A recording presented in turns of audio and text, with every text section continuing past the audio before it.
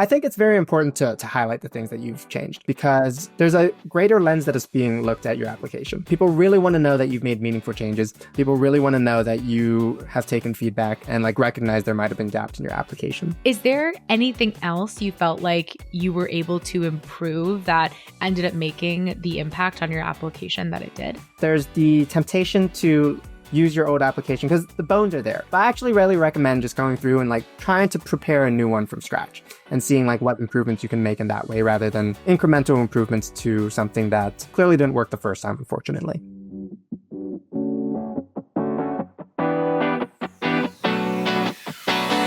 Hi, everyone, and welcome back to Pursuit of Practice. Getting into med school isn't always a one and done process, and that's okay. For a lot of incredible doctors and med students, the path includes a detour or maybe even two or more.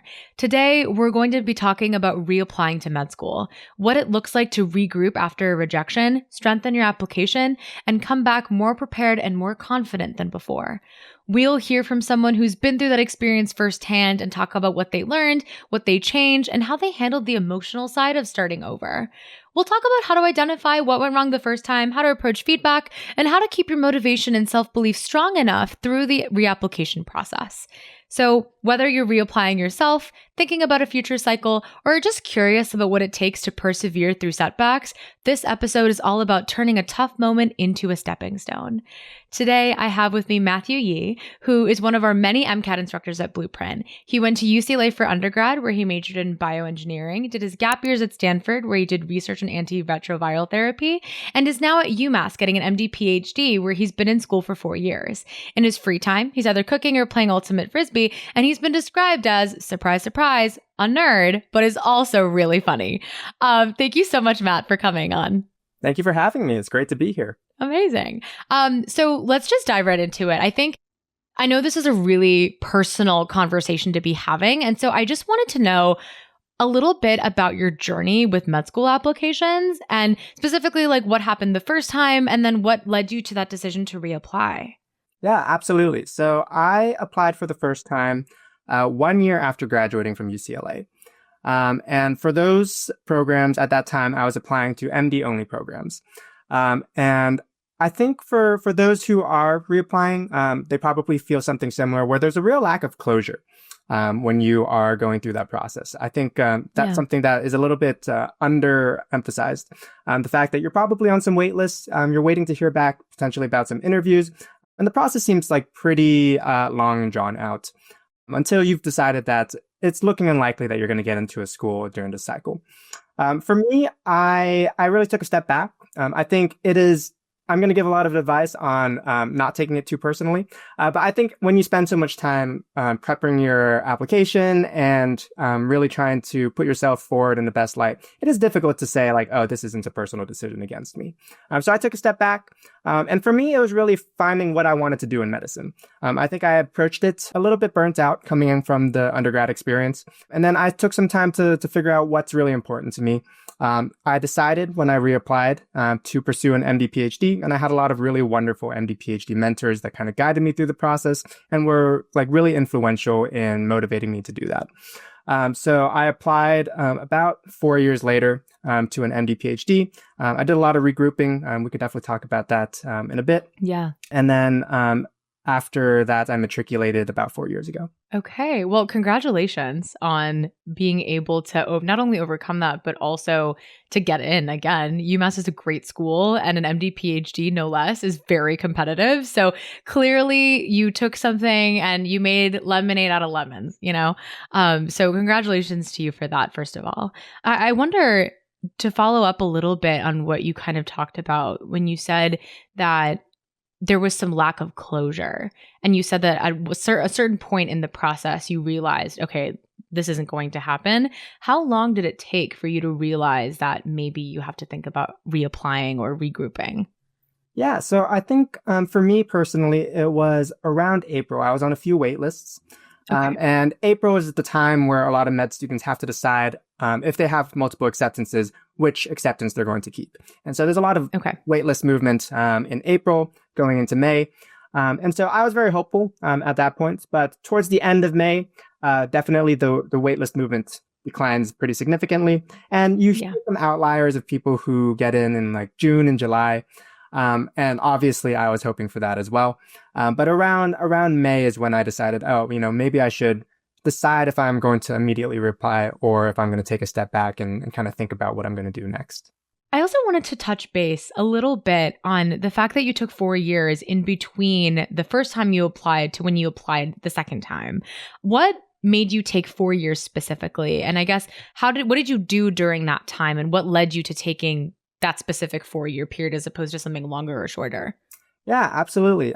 So I took some time for a number of different reasons. One is about 2 years after I applied the first time, COVID happened. And, sure. There were a few things in the world that made it difficult to decide if I was going to immediately reapply. And the other side is that I decided to do an MD PhD. So I kind of had to rework my application and add a lot more research experience to my application and kind of work through that and figure out the best ways to present that. At the time, I was also really enjoying, honestly, having a 9-to-5 work job. And I think I really wanted to experience that before devoting myself entirely to medicine. So those were the main reasons that I took so long to reapply. That's so fair. I feel like it sounds like there were both external and internal factors that were influencing that decision. I wonder, at any point over those 4 years, did you consider maybe I should just do research only? Maybe I should just drop the MD and either pursue the PhD or pursue research? And if that happened to you, what made you return to that decision of ultimately applying to medical school? Yeah, I definitely had options to completely leave the track of medicine. Okay. And so I at one point was considering taking a job at a big biotech company and potentially just leaving medicine. I think when I had that decision, it was really cathartic for me because I decided that I really wanted to do medicine. I think there's something for me about the MD PhD that's really exciting. Not being able to just be part of the research, but being able to see those impacts in patients and those that you're providing care for. And honestly, I look back at that experience quite a bit because, when it's tough in medical school, it's nice being I actually made this decision. I felt like I was never roped into it. This is something that I've been approaching wholeheartedly since the beginning of med school. And I think that is something that's really beneficial for a lot of non-traditional students. I think they'll experience that compared to, some students who just haven't had a time off since, starting undergrad. And I think it can be very challenging for them once academics get hard. They've been in school for so long. And this is really all they've known. That's a great question. And I definitely was on my radar during that 4 years. Yeah, thank you for your honesty. I feel like it's not easy to admit, I thought about not doing this, but here I am. I think it's wonderful that you had that. I also think that it's important to have some healthy level of what are my alternative options. And I think we have some episodes on the interview process, but especially for people who take time off, and even if you don't, a big question that gets asked during interviews, and I'm sure it was asked to you, is why are you pursuing this MD when you have alternative options? And so the fact that you have an answer, I think, signals a very strong applicant, especially if you're someone who's applying a second time. So I think it's wonderful that you have that reflection. I'm sure it served you well during interview season. Yeah, absolutely. It was a question that's asked, I think, of everyone, but I think it was something particularly asked of me just because I took so much time in between. Yeah, no, absolutely. I only took 1 gap year and it was asked of me. And I know some of my classmates who took 0 gap years and it was asked of them too. And I think the more time you have, the more convincing your answer is because you did experience that other side. And you know that medicine is the right path. So that's wonderful. Yes, thank you. So I wonder, I want to kind of look back at that first application process. So the next couple of questions will be focused on that specifically. Looking back, I know it was a long time ago, so definitely no worries if you don't remember specific details. What do you think were the key factors that contributed to that initial outcome of being on waitlist but not necessarily getting into a particular school? Yeah, I think one thing for me was a lack of clinical experience. Okay. I actually, having been, adjacent to some of the admissions processes, I think clinical experience is something that a lot of students are stressed about in terms of is there a certain number of hours that I need to hit? Is there a certain number, is there certain types of clinical experiences that I should be doing? And in my experience, it was that the experience that I had, I don't think had a lot of conviction in terms of like how I saw myself doing medicine in relationship to that experience. And so when I was reapplying and finding ways to augment that clinical experience, I did a lot of clinical experience that was adjacent to research. So essentially doing some clinical research or some patient sample research. And I was able to talk about these in a lot more depth and a lot more meaning during my primary application, during my interviews, than I think I was able to really express based on my other clinical experiences during my first application. Okay. So just so I'm clear, what were the first clinical experiences that you had during that first application? Was it mostly shadowing, or what specifically did you do? There were certain programs that were offered at my school where it was close to shadowing. It was spending some time in different wards and really interacting with patients. And I think you can take a lot from that experience if you put yourself in the right environments and like really pursue certain things. But I think for me, I wasn't able to get too much out of the experience. And I think that probably showed during my first application. Got it. Okay. So it wasn't just the fact that it wasn't the nature of the clinical experience itself. It was the fact that you didn't glean too much out of it, probably because it wasn't something directly related to your interests and related to who you are. Yeah. Okay. That makes a lot of sense. And I think it's something that we talk about a lot, about really choosing something that is quality over quantity, not just doing something because you feel like the application wants you to, but more so doing it because it matters to you. And it sounds like that second experience that you did, the clinical research and the patient-related outcomes research, that was more meaningful to you. And so you were able to not only extrapolate more out of it, but also speak on it and write about it in the application process more meaningfully. Is that right? Yes, absolutely. I think the more that you can really demonstrate your passion for certain things and how certain experiences really shaped your path through medicine, obviously the better it's going to appear on the application. The more the people who are reading your application are going to be able to resonate with it. Yeah, absolutely. Absolutely.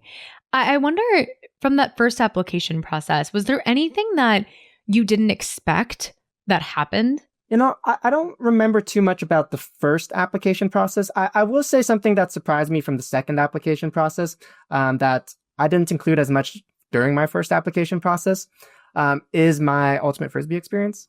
Sure. I feel like when I was applying the first time, I definitely underemphasized like how much time I spend on it and stuff like that. And I felt like, honestly, I got some of the most interesting questions, the most like interesting responses when we were talking about Ultimate Frisbee, just because I had spent so much time on it. My brain was constantly just thinking like Frisbee, Frisbee, Frisbee. And so I had a lot of like actually good responses, like meaningful responses that I could talk about and like how it shaped my life. And so I think that really ties back to that idea of, you know, do things that you're passionate about and it'll actually like really shine on your application. Yeah, absolutely. I feel like it's funny. Ultimate Frisbee, when we were actually drafting your bio for this, I asked you about the Ultimate Frisbee because it was interesting and I was curious about it. Your research and stuff was really cool, but I was like, what position are you in Ultimate Frisbee? And I think it's a lot of it has to do with the fact that when you're a physician in training, you're not just a doctor. You're not just a medicine machine, right? You're a person. And having those experiences like Ultimate Frisbee make you you. And I think people want to know about that during the application process. So it's great that you emphasize that a little bit more. Absolutely.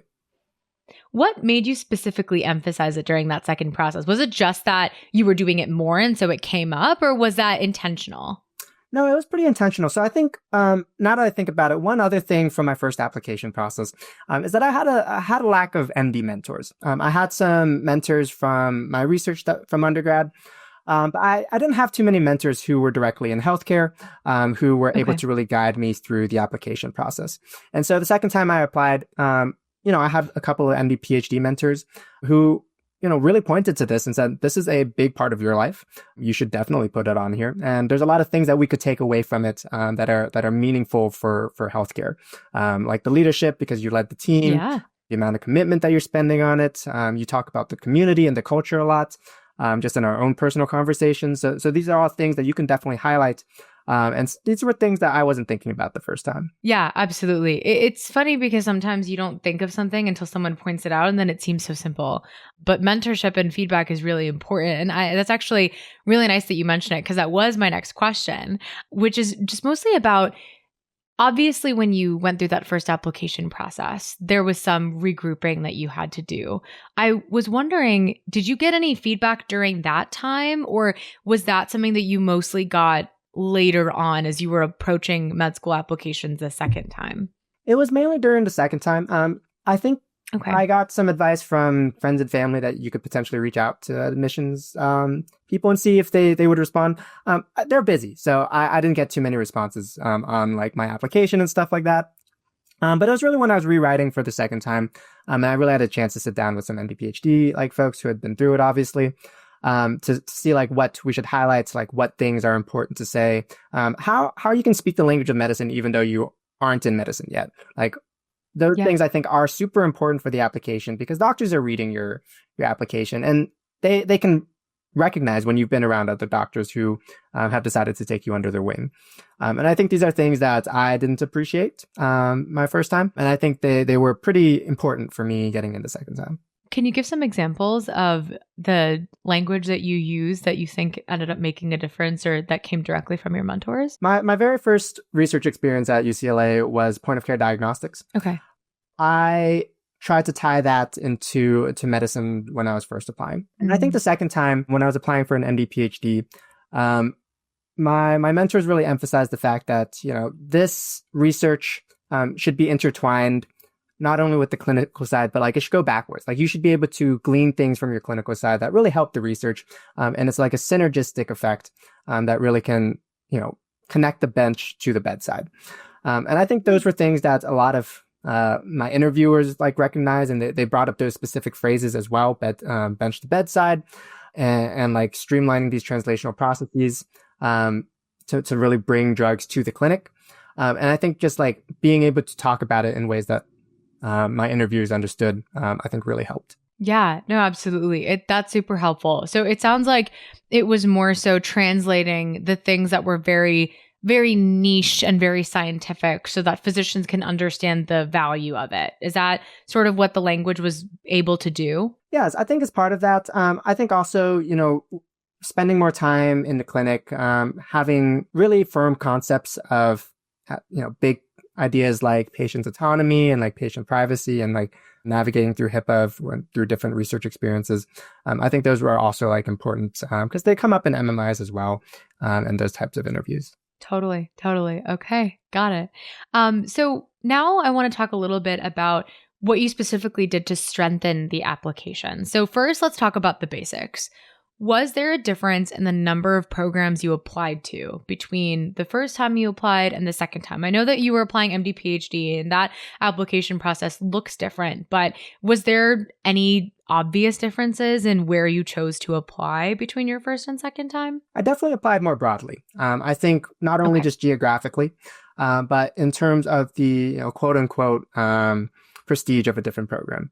So Sure. I made sure to have a wide range, both geographically and in terms of that on the ranking list. And I applied to a good number more. I don't actually remember the actual number. Totally fair. Yeah, that's totally fine. But it's helpful to know that you broadening it helped. In that second process of applying, were there programs that rejected you the first time and then picked up your application for an interview the second time? Or do you think that it was these new programs that you applied to that ended up looking at you and offering you an interview?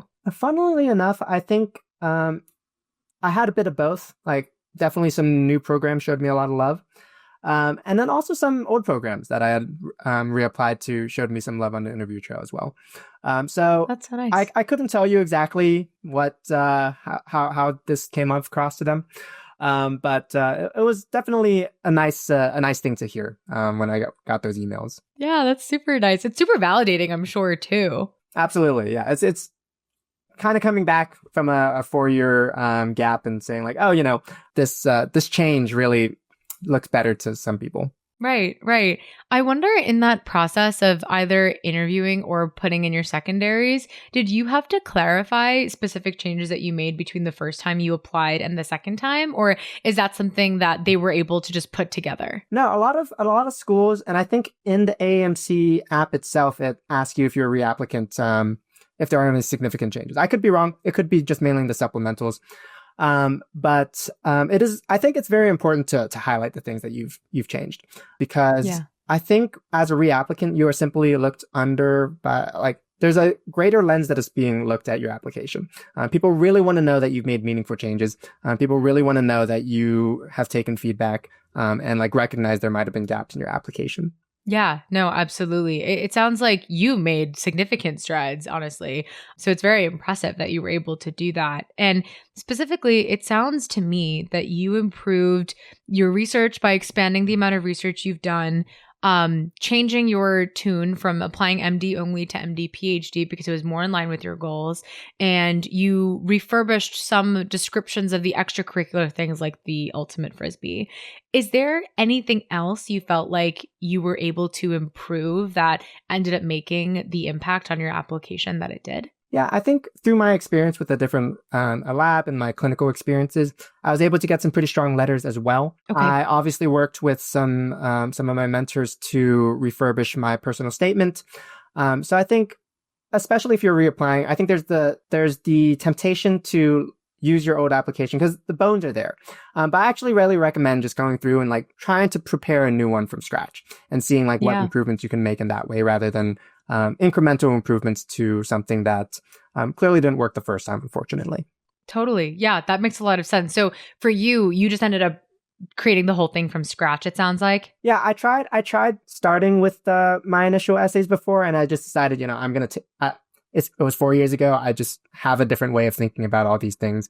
I'm going to write about them all differently. Absolutely. Okay.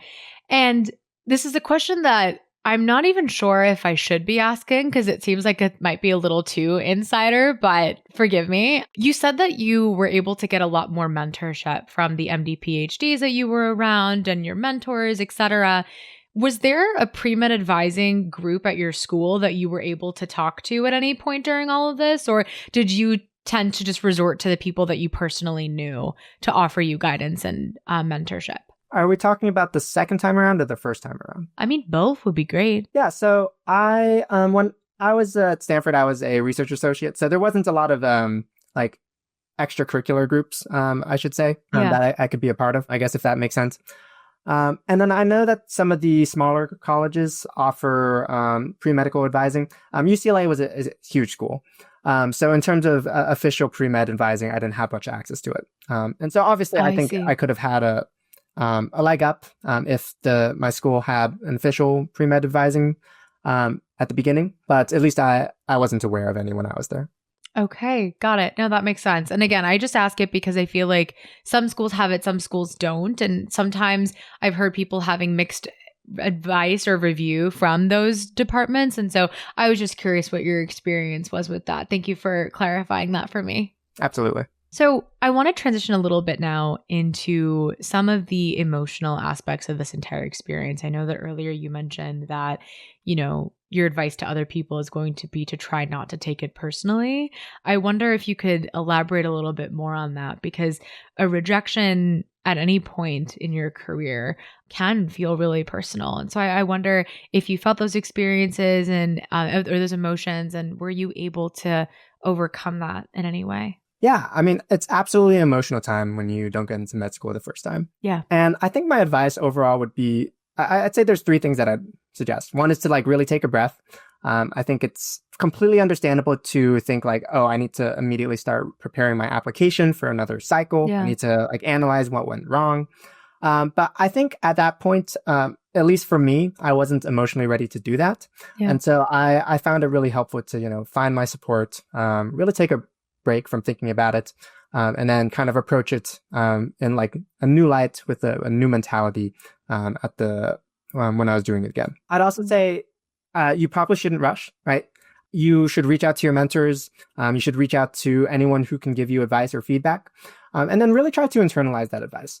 I think the reason I say try not to take a rejection personally is that I think this year there were 60,000 people who were registered to take the MCAT.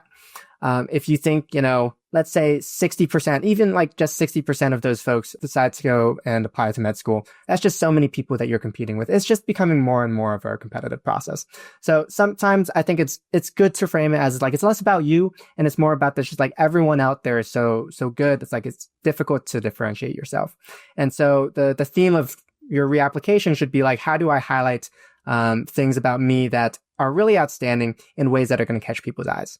And so that's kind of how I was thinking about it. And that was a lot of the advice that I got as well when I was reapplying. And then again, we've kind of talked about this, but really make sure that you make meaningful changes to your application.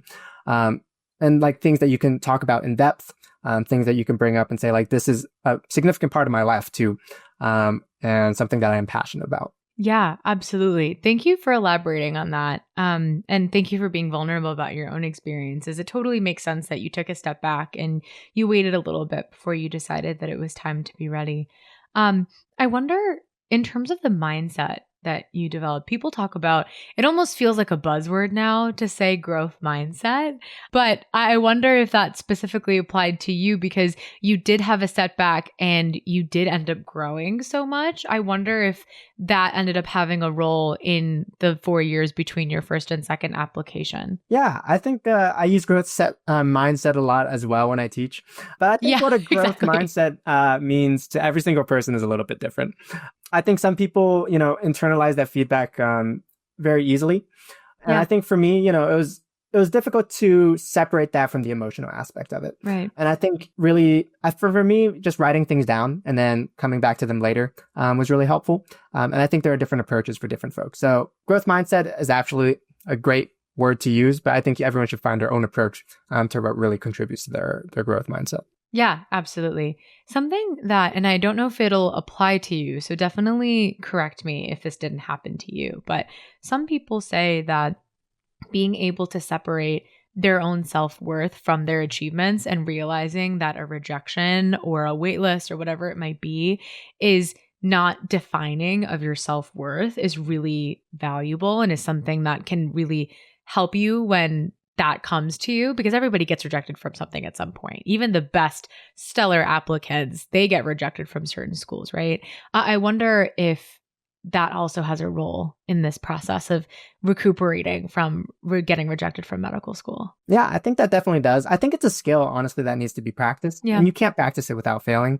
I do think something that really helps now that I'm in medical school and I'm thinking about, career and research, is that I've heard a lot of talks from, like, say, my director, for example, when he kind of outlines, like, the path in research is very difficult because you're going to fail a lot. And then he listed out, the 20 odd grants that at the beginning of his career he didn't get. And I think realizing that extremely successful people fail 20 times in a row at the beginning of their career is something that's really, like, I want to say almost inspiring, but it's just like, it puts things in context, right? Like, failing is not necessarily just a bad thing. It's something that is just going to happen along the way. Isn't that a Thomas Edison quote? That's like, didn't he try like a million times to make the light bulb and then he finally did it? I think you're right. You know what I'm talking about? Yeah. There's a quote there somewhere. I'll think about it. Well, by the end of this episode, I will try to remember it and then we'll say it and then it'll be really cool that we remembered it. But there is that idea that you're mentioning that success is not always a linear path. And being able to realize that is also super helpful as well. Okay, great. I wonder now if we could talk about the second application cycle and how you kind of navigated it. I know that we alluded to it many times, but in more detail, could you tell us a little bit about how your approach to interviews and your approach to selecting schools differed this second time around? I know that we talked about applying more broadly, but since you had this MD PhD additional layer, I wonder how else it was different. Yeah. So I think there are a couple of different ways to think about what schools to apply to. One, if you are limited to a geographic area, then obviously you should look and see what schools are available in that area. There's also the MSAR, I believe, from the AAMC to compare statistics. And you should definitely, I think, I definitely used that as a filter to understand, like, broadly what to narrow down at least the list of schools that I was going to apply to. And then again, because I was doing an MD PhD, I really focused on the research that each of these schools had. And if there were, at least a few PIs that I could see myself doing a PhD with, right? If they had like either the mentoring experience, right? If they have PhD students in the lab, if the subject of their research was something that I could see myself doing, if there was just a good number of them, right? Just having one, unfortunately, for me wasn't enough because there's always a chance you just don't mesh personality-wise, or they just aren't able to take you. There's all sorts of circumstances that could prevent you from ending up in someone's lab that you thought you might have been in.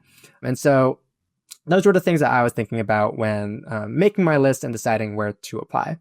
As for interviews, it really depended. I think when I applied the second time, the MMI was much more popular. So there were more MMIs. And I think the way that MD PhD admissions had changed a little bit. So I had almost completely separate days. The MD PhD experience interview was different from what I had done previously because there were multiple days of interviews. And so I did have to prep in different ways, make sure I really knew my research and understand kind of what research strengths the institution had and what they didn't, and ask good questions that could help me and help inform me on where I wanted to go. Totally. And for our listeners, MMI refers to mini multiple interviews or multiple mini interviews. I forget the order.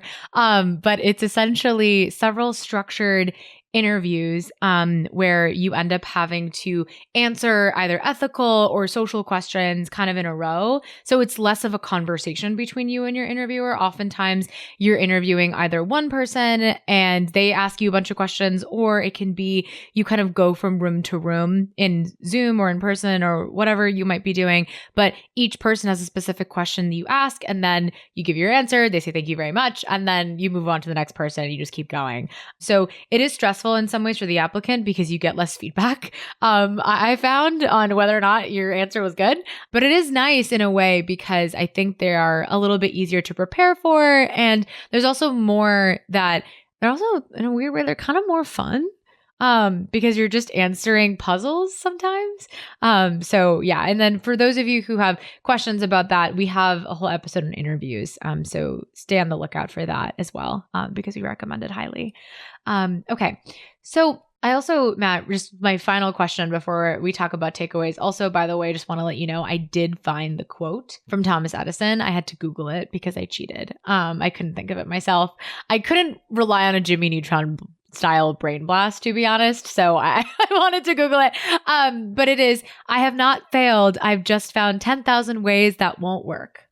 I love that. That's a great quote. Right. And I think that it goes a lot in line with what you were talking about, right? And how even your very successful mentors who have really established labs and have all this NIH funding and all this other good stuff, they had to go through several times where they didn't get the grant. And even for you, right? Like you had to apply to several different schools that didn't take you the first time, and now you're at an amazing program doing amazing things. And so I think it really goes in line with that, because I think, there's a world where you could just say you are where you were meant to be. You just didn't find it the first time, Absolutely. Yeah. I wonder if you have any advice about tactics or perspectives for people who were in your shoes and thinking about how do you stand out the next time. For you, it seems like you really narrowed in on the research side of things and really refurbished that part of your application, among other things. What advice do you have for people on figuring out what they should do for the next time they apply? Yeah, I think that's a great question. And I think it really depends on the person. I think spending a lot of time both by yourself and with friends and family who you trust to look at your application, and some MD mentors as much as possible to really see what the weaknesses were from your previous application is step number one. And then step number two that I think at least really helped me is strengthening them and then highlighting them by connecting them to your own life, right? Making sure that you are very personal, in the way that you are talking about them, because people want to know you, right? That is the whole reason that they're reading your application. And the things that make you stand out are the things that are very personal to you, right? Is there a specific reason why you got into this type of research? Like, is there a specific experience in your life that really motivated you? Are there specific people that really motivated you to do this? What were the takeaways? How did it affect your life? I think those are all very compelling things that people want to see when they're reading your application, and really make it memorable, because there's a narrative behind them. As much as you can make your entire application a strong narrative that can be boiled down to like, oh, this person does a lot of like really strong public health work, for example, because they, they had this inspiration from very young age. I think as much as that you can get admissions committee members to bring that TLDR into their meetings, I think the more luck you're going to have. Okay, that makes a lot of sense. Are there any common mistakes that you see people make or that you were almost about to make but didn't, that you think can be avoided when people are applying that second time around? Yeah, we've talked about the avoiding to talk about things you're passionate about. Definitely do that. And then I do want to reiterate, find the MD mentor. As much as I think it's great to have your friends and family read over your application because they know you best, it's also really helpful to have someone who's been through the process. If you can't find an MD mentor, there are a lot of medical students who are always happy, I think, to help you out if you have access to them, if your network can connect you to one. Yeah, absolutely. You could also just listen to more episodes of this podcast as well, because we cover many topics like this one. But yeah, no, I completely agree. I feel like when you're going through the process, you end up leaning so much into the mentors that all you want to do is pay it forward. I have this group, I'm sure you have it as you're becoming more and more of a senior student, where you're kind of advising mentees, but sometimes the first or second years aren't as eager to reach out to you to ask questions. And I feel like every time I see them, I'm just like, please ask me questions. I will help you. I promise. I think a lot more people are like that than people think. So it's really not a bother to advise someone. I think it gives everybody a lot of joy. Yeah, I think that happens at all stages of training too. I have a lot of friends who are applying to residency and they're like, oh man, I just can't imagine that these people want to help me out. And like, well, you would want to help out, younger med students. You told me this all the time. So I think trying to put yourself in their shoes as well is it can be really helpful in bridging that gap and getting you to send that text or that email that you're hesitating to send. Yeah, absolutely. Absolutely. So with that said, I wonder, is there any single piece of advice or takeaway that you want to give to your listener who's considering reapplying, considering this whole process, and what you would say to them to keep their confidence and improve their strategies, or honestly just give them the advice you wish you had when you were in their shoes? Yeah, it's tough. But honestly, getting into medical school is the toughest part. So yeah. You absolutely have what it takes. Just take the time, approach it with some care, and really find people in your court that are going to help you out, because that's the most important thing. It is easy to burn out at any stage of this career. And I feel like if you have a lot of support and you lean on that support, the happier you're going to be throughout all of it. Yeah, amazing. Amazing. I think my takeaway from this conversation, aside from all the brilliant things that you said and all the poignant advice, is the Thomas Edison quote, which I feel like sums it up really well, which is, I have not failed. I've just found 10,000 ways that don't work, quote unquote, Thomas Edison. And I think just as a reminder to everybody who's listening, first of all, thank you for listening to all of my sniffles and our conversation, but also just a reminder that it's okay if success is not as linear as you thought it would be. It doesn't mean it's not going to happen. It just means that you haven't found where you're meant to be just quite yet. So Matt, I just want to say thank you so much for having this conversation with me. For those of you who have stuck around to the end of this episode, thank you. Stay tuned to our next episode, where we are going to be talking more about time management for medical students. And yeah, thank you very much, everyone. Thanks so much for having me. Of course. Thanks so much for watching. If you like this episode, make sure to subscribe on YouTube or follow Pursuit of Practice on your favorite podcast app so you never miss an update. And remember, Blueprint is here to support you every step of the way, whether you're preparing for the MCAT or navigating med school applications and beyond. Visit blueprintprep.com for more details. See you next time.